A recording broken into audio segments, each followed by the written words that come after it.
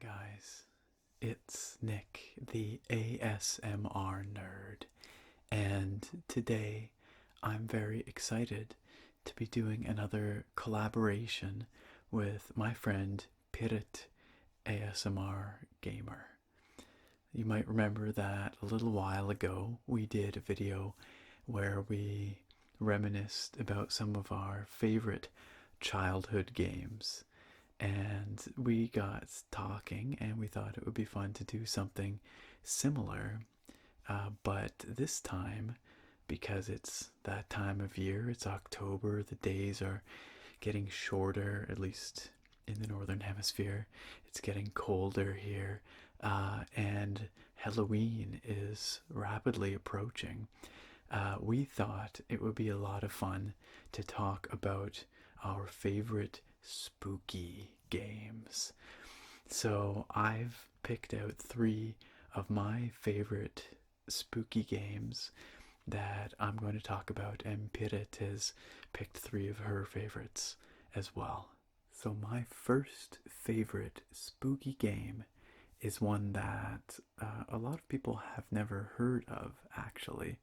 It's called Clive Barker's Undying, and this came out in the early 2000s, I think. It was running on the Unreal Engine, the first one, and it's a first-person shooter, but it's sort of an action horror game. And it's really neat. The first thing that really struck me about it was the atmosphere. It's just got this really cool kind of gothic atmosphere that permeates the game.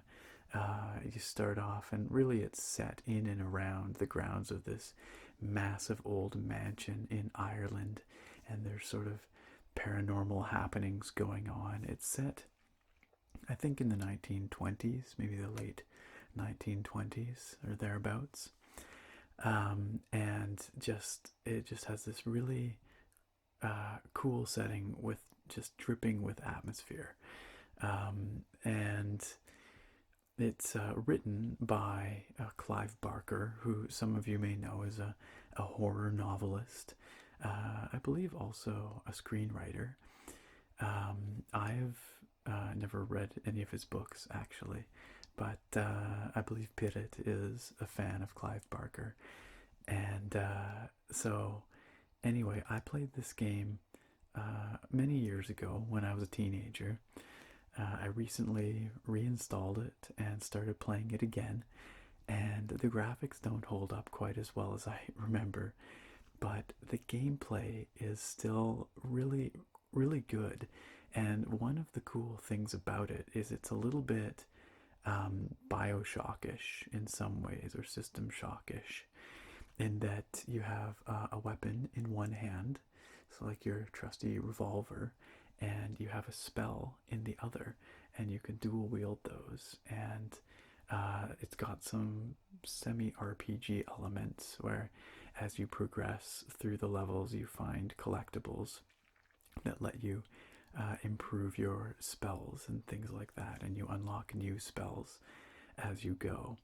And so yeah, it's this sort of horror action game. You're fighting monsters, of course, and supernatural enemies, exploring these really spooky atmospheric locations and unraveling the mystery of the Covenant family who owns this manor and has been stricken by a terrible curse. So that is Clive Barker's Undying, and it's available on GOG, actually, Good Old Games, for, I don't know, not a lot, probably $10 or something like that. And if you're looking for something that's a bit different, but still kind of spooky this Halloween season, it's well worth checking out. Alright, my second favorite spooky game, not necessarily second favorite, but my second other favorite. I'm not really ranking these in any particular order. Is something quite a bit newer than Undying, and it is The Vanishing of Ethan Carter. Some of you may have seen me play this on my channel if you've been watching for a while. I did do a video or two, well, a couple anyway, with it some time ago. And The Vanishing of Ethan Carter is a what the developers call a weird fiction story. It's kind of a walking simulator. You do a lot of walking around and exploring environments and some light puzzle solving, and you are unraveling the mystery of the disappearance of boy Ethan Carter. And as you do so, you're finding out more about his family and strange occurrences that have befallen them and things like that. But somewhat like Undying, actually, my favorite part of The Vanishing of Ethan Carter is again the setting and the incredible sense of atmosphere that the developers have imparted to the game. It's a really beautiful game for starters. It's just gorgeous. It came out a couple of years ago. I want to say 2014, 2015, something like that. But it remains incredibly good looking to this day. And actually, the developers recently ported it from the Unreal 3 engine to the Unreal 4 engine. And that version has even some extra eye candy. And they used a really cool technique called photogrammetry in order to produce the models and textures used in the game. And photogrammetry is basically taking pictures of an object from a whole bunch of sides and angles and using those pictures to create a three-dimensional model. And so they can achieve very realistic models and textures using this technique. And they use this to great effect in The Vanishing of Ethan Carter. And what's also really neat about that game is it supports VR.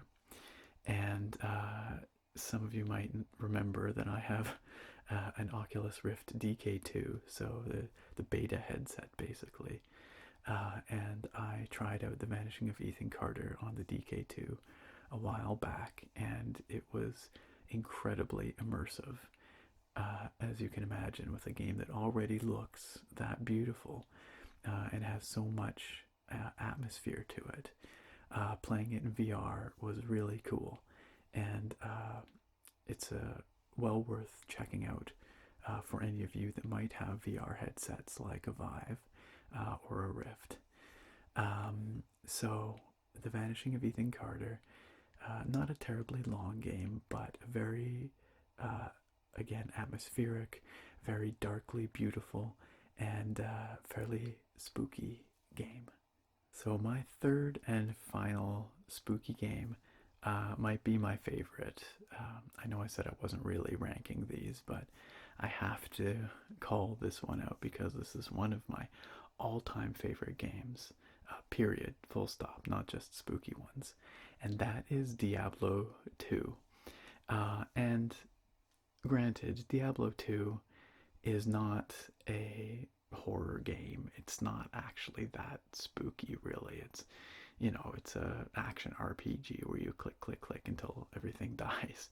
But again, really, like, I'm not a huge fan of really horrific games with lots of jump scares and things like that. Like, I've played games like Amnesia: The Dark Descent, which was very spooky and almost made this list. It's probably my number 4. But generally speaking, I like games with a dark and spooky atmosphere, but not necessarily that are into the psychological horror side of things so much. But Diablo 2 is again rich with this dark atmosphere, and part of that was the graphics, which were very kind of gritty and high contrasty and gothic,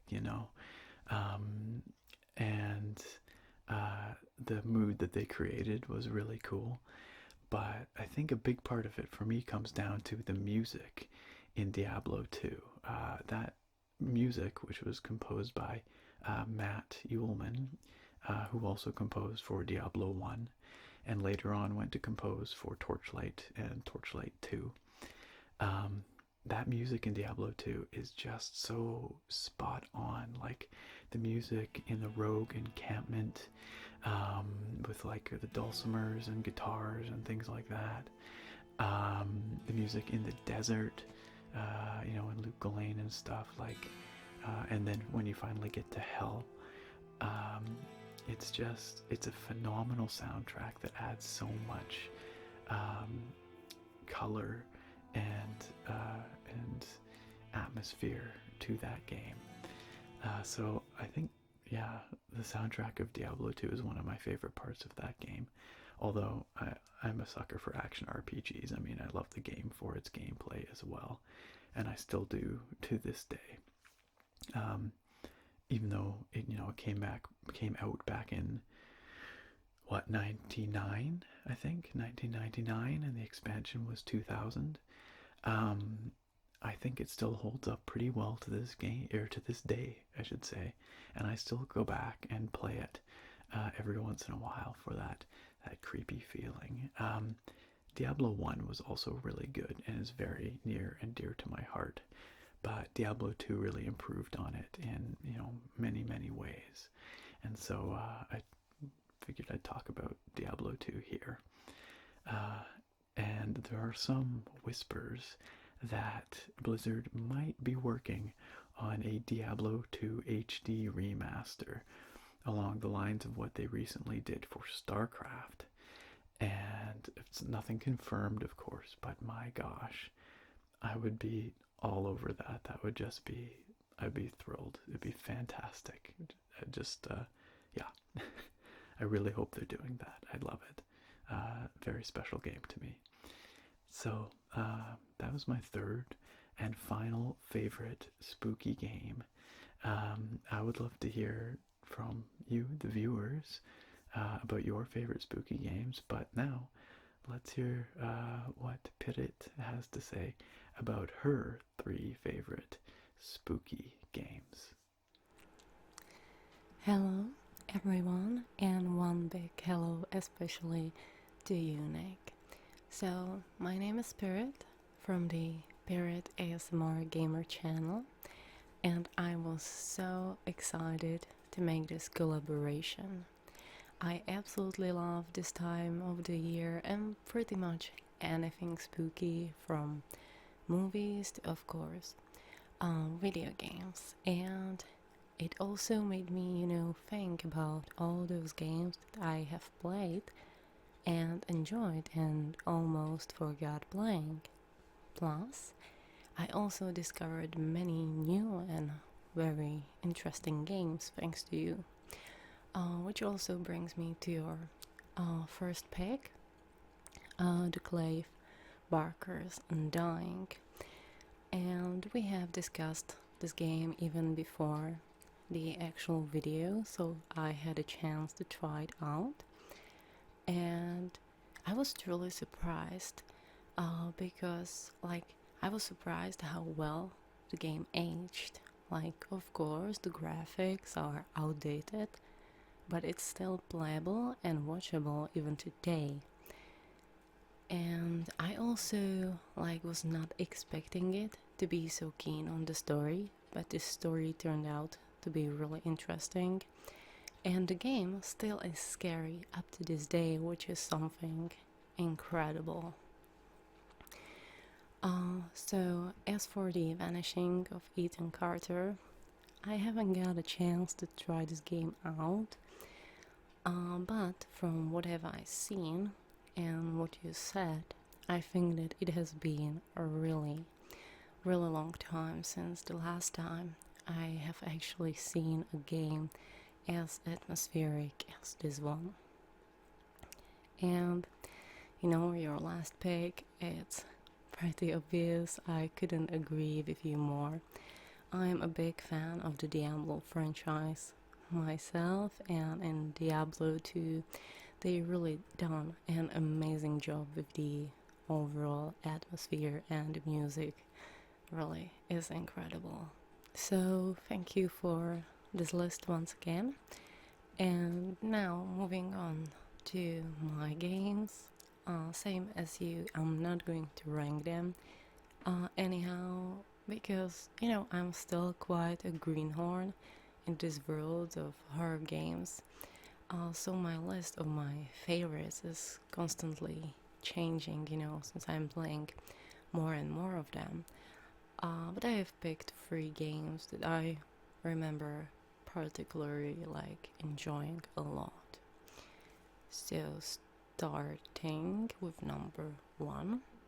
So my first pick may be quite controversial, and it's actually Resident Evil Revelations 2. And I know it's definitely not the best Resident Evil game. It's not even mine absolute favorite Resident Evil game. But the reason I have picked this for this list is because I think that it's perfectly suitable for this time of the year. Because it's a game for 2 players, so you can play it with your buddy or a family member, and it's also a game absolutely perfect for someone who is not a horror fan in general, for someone who is not a horror game fan, because you're not playing it alone, so you're not so scared or stressed like if you were playing it alone in a dark room and in a completely empty house. And second, because the second player, the second character, is actually more of this supportive character, more of a sidekick for the first player with more passive abilities.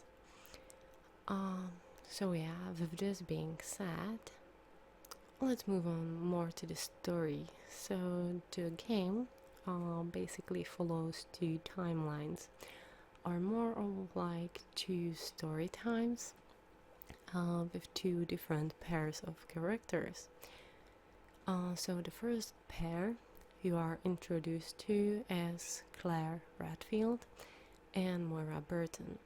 And the second pair is Barry Burton, who came to this island to save his daughter.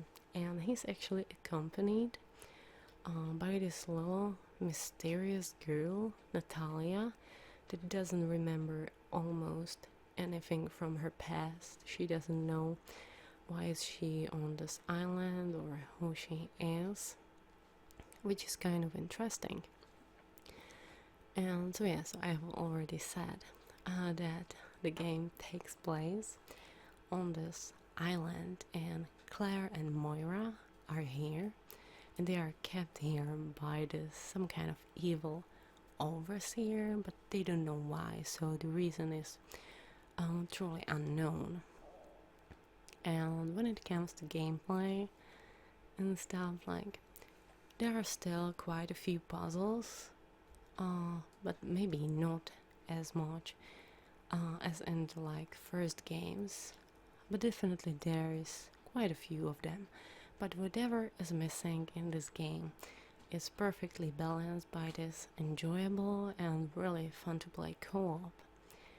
And many people also criticized it for for deviating from the survival horror type of game and being more action themed, but from what I remember, I haven't found it distractive.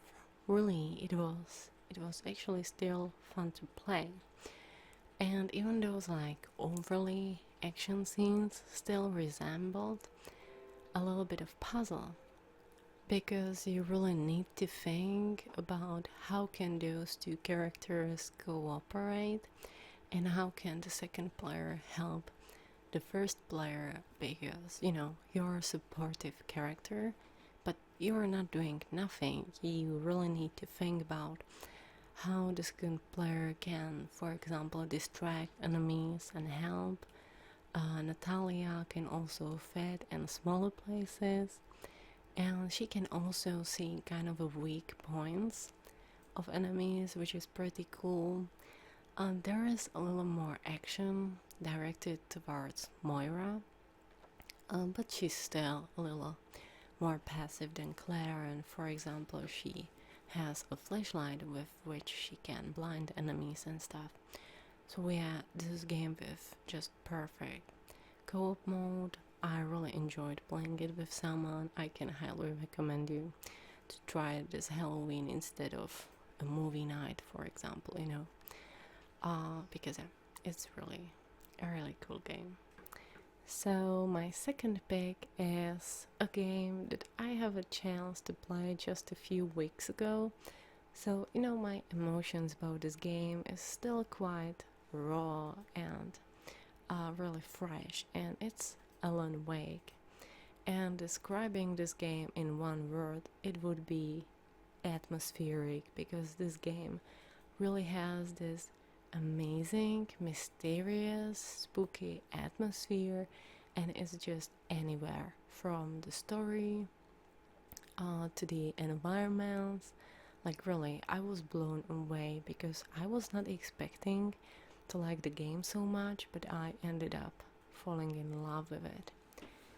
And the plot is pretty basic, especially at the beginning of the game, because you're a writer, quite a famous writer, really, and you are experiencing some kind of artistic crisis.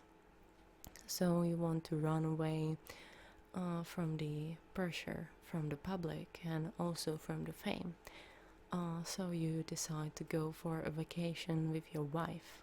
Then mysterious woman appears. Then you are completely alone in a cabin in the woods, which is pretty much cliche. And then, your wife goes missing, and boom, just now, you have ended up in a car accident with completely memory loss. And this is basically how the game starts. But the story gets more interesting with every minute, with every episode, and yeah, it will really suck you in from the very beginning. And the whole game is divided into those 6 episodes, I guess, from what I remember. And they are really made in this like TV show kind of feel. So, at the end of every episode, you've got this cliffhanger and the music goes on.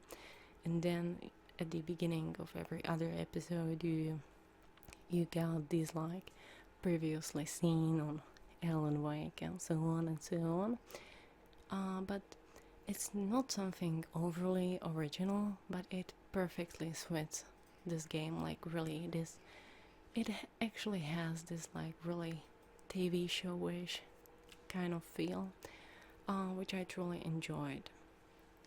The gameplay itself may be a little bit repetitive at the time, because somewhere I read that originally it was supposed to be like an open world type of game, which would be amazing, but I enjoyed it even as this type of game, not open world, so it really doesn't matter. But what am I trying to say? Sometimes it really is repetitive, because you need to get from one place to another, shoot your way through some shadow guys, and just like really from one place to another, and there is something about the story and a little bit of investigation. But really, whatever is missing in the gameplay is once again completely balanced out by the story. And like, really, it's the first thing you will hear whenever you tell somebody, hey, I've played Alan Wake, and they are like, oh, it has an amazing story, right? And so yeah, it's this type of game. Everyone knows that it has an amazing story, and I personally enjoy it really, really much, and the overall atmosphere is really nice. So my third game won't be a big surprise for many of you, and I think that this particular game will always have this special place in my heart, and it's Little Nightmares. And from the very beginning, it was one of those games that I knew that I'm going to like even before I have played it. And even though it may sound a little bit stupid, we all have those games. Those games that you are so excited about and you are waiting for them.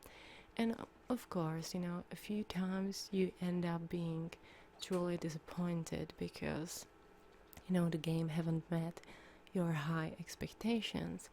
But Little Nightmares came out to be exactly what I expected them to be, which is something truly amazing.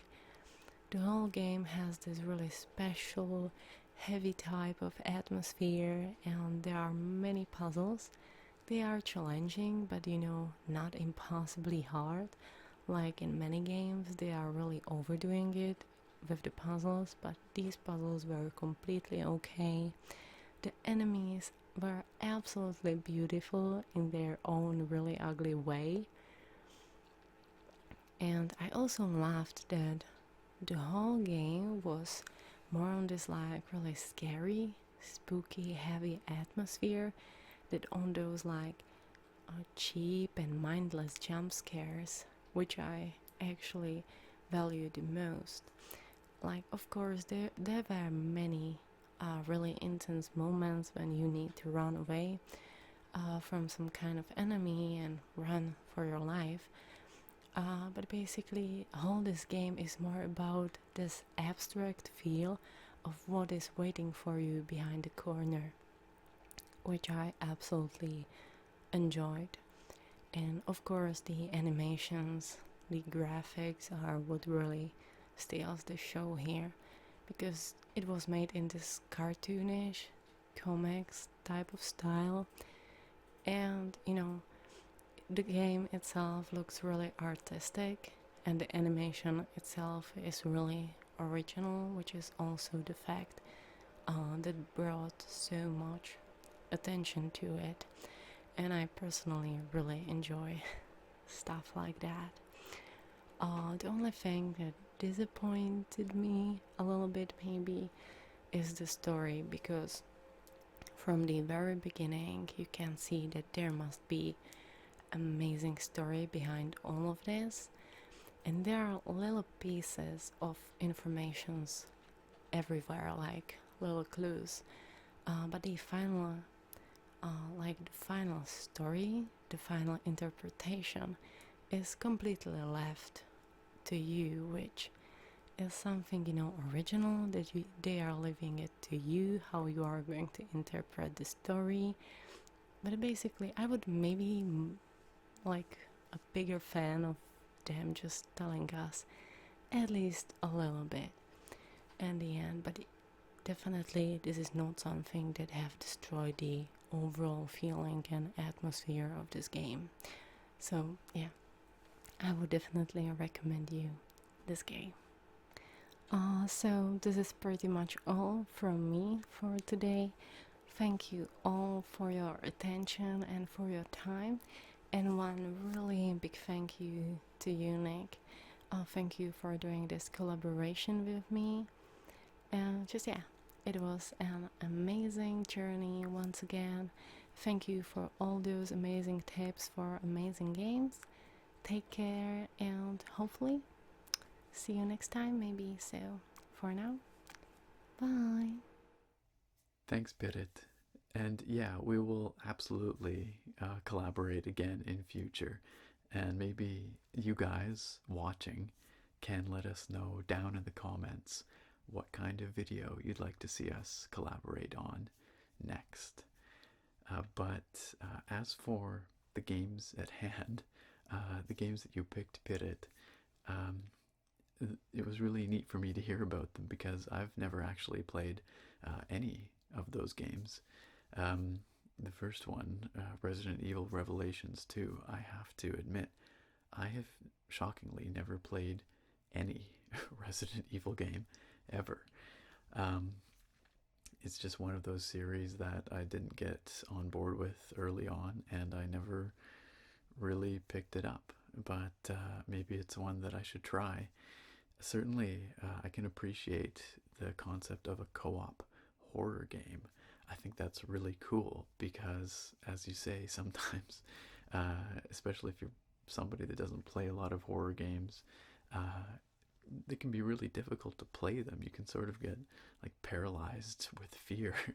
I know that my girlfriend actually played or tried to play Penumbra Overture, it's called, which is, I think it's by the same studio that went on to do Amnesia, The Dark Descent. And she got partway in and she just couldn't go any further because it was just too scary for her. Like, she just didn't want to go any further. And so the concept of a co-op horror game where you can sort of work together and rely on one another and also just have each other there to like help make it a little less scary. Um, I can really get behind that. I think that sounds really cool. Um, and I think those are pretty few and far between. I can't think of very many co-op horror games, so maybe Resident Evil Revelations 2 is one of the few out there. Um, as for your second game, Alan Wake, um, we talked about this a little bit before we filmed this, and I have never played Alan Wake, but I do own it. I've owned it for quite a while. It's one of those games on my pile of shame in my Steam library. But watching your segment just now, Pitot, really made me want to go play it, and so it's actually downloading as we speak on my PC. And I'm going to try it out this Halloween season because what you spoke about, the atmosphere of the game, is something that I really, really love about these spooky games. That's one of my favorite parts. And Alan Wake in particular is interesting to me because it's set in my part of the world. It's set in the Pacific Northwest, actually, just in Washington State, which is a little bit south of where I am. And so that makes it interesting for me as well because you don't see a whole lot of games set in this part of the world, and I'm curious to see how they portray it. And I really like this area, just that kind of setting, like the misty forests and that kind of thing, the towering dark trees. It's part of what I love about my home, and I think it would be really cool to play through a game that portrays that as well. So I'm absolutely going to try out Alan Wake, and I'll let you know what I think about it. And your third and final game, Little Nightmares. I just love, love, love the aesthetic of Little Nightmares. The presentation is so cool. Really neat graphics, really neat presentation. And it's a game that I'm sort of aware of. I know some other people who've played it and really loved it. And I'm not, well, it depends, but I'm not huge into sort of side-scrolling games. But I think on its aesthetic strengths alone, and that, like you say, that dark, heavy atmosphere that it presents, I could see myself really loving Little Nightmares. So I will keep an eye out for it on sale, maybe, and see if I can pick it up. I assume it's available on PC. Honestly, I didn't look into it. I hope so. I hope so, because again, after watching you talk so passionately about it, I would really like to give it a shot, to try it out. So that's going to do it for today's video, guys. I had a lot of fun collaborating with Pyrit on this one, just as last time.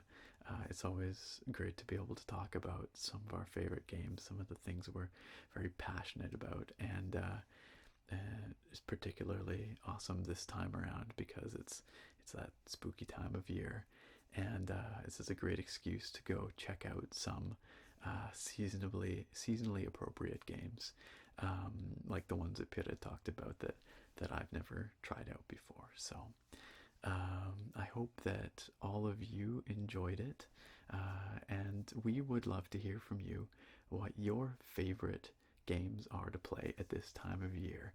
Maybe they're horror games, or maybe they just kind of have a good fall, or like autumn or Halloween atmosphere. Let us know down in the comments section.